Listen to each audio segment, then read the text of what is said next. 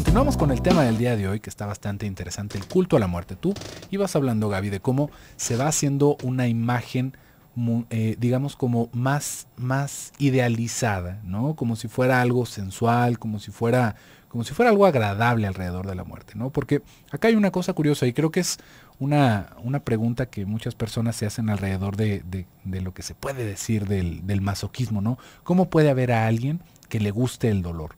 No, a nadie le gusta el dolor. Hay personas que el dolor les puede llegar a generar placer. Esa es la diferencia. No es como que haya personas que tengan al revés los cables, ¿sí ve?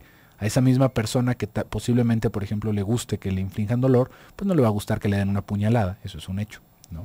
Le va a gustar el dolor controlado por la experiencia, por todo lo que le evoca, y no tanto por el dolor en sí, sino por la representación que hay del dolor. De la misma manera, va acomodándose esto alrededor de la muerte. A nadie realmente le gusta la idea de morir, por más que lo podamos verbalizar, ¿sí ve? Hay algo que es muy interesante dentro de lo que podríamos pensar de nuestra libertad como seres humanos, de nuestro libre albedrío. Realmente estamos hechos para huir de la muerte.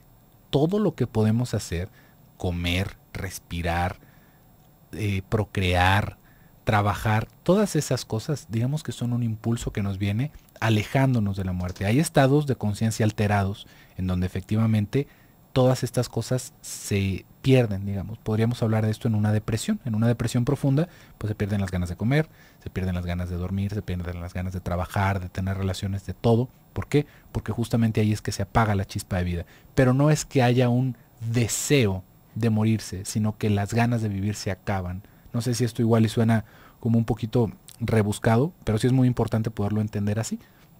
No hay un deseo como tal. Están el deseo hacia otra cosa que viene de la mano. ¿Por qué? Para empezar, porque no sabemos qué es morir.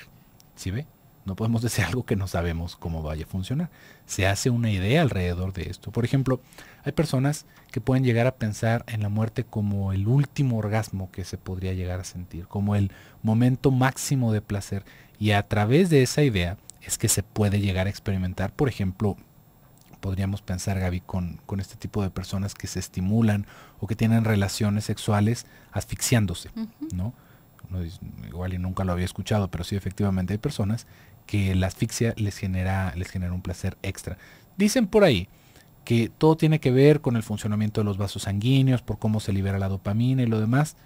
Acá lo que le puedo decir desde un punto de vista más en lo psicológico es que hay todo un deseo de dominación, de que hay una representación distinta. No está pensando la persona que se va a morir. Si pensara la persona que se va a morir, se empezaría a defender a patadas.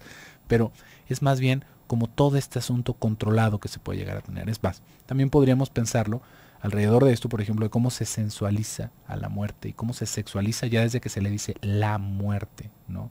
La muerte, porque así se conjuga en nuestro idioma, en el español, pero en inglés es the death, ¿no? Es la muerte o el muerte, o no hay una comparación similar, pero podríamos ver a ciertas personas, por ejemplo, este tipo de tribus urbanas que van más hacia lo oscuro, hacia lo gótico, que hay, por ejemplo, como toda una idea fantástica de lo que serían los no muertos, ¿no? Personas que les gustan las calaveras, que van pensando en vestirse de luto, que los vemos que se pintan de blanco, Nótese, no todas las personas que hacen esto lo hacen por lo mismo, ¿eh? Estoy hablando de las personas que efectivamente tienen esta idea y por lo tanto lo hacen, como si las hay.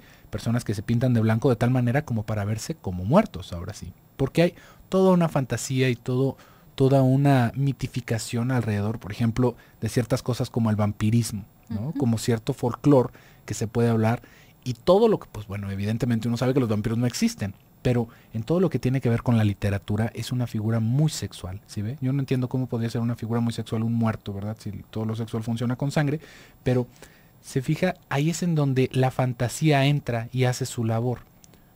Y no es que realmente haya como un culto a morirse y a lo que va a pasar, sino que es un placer, lo podríamos decir, torcido.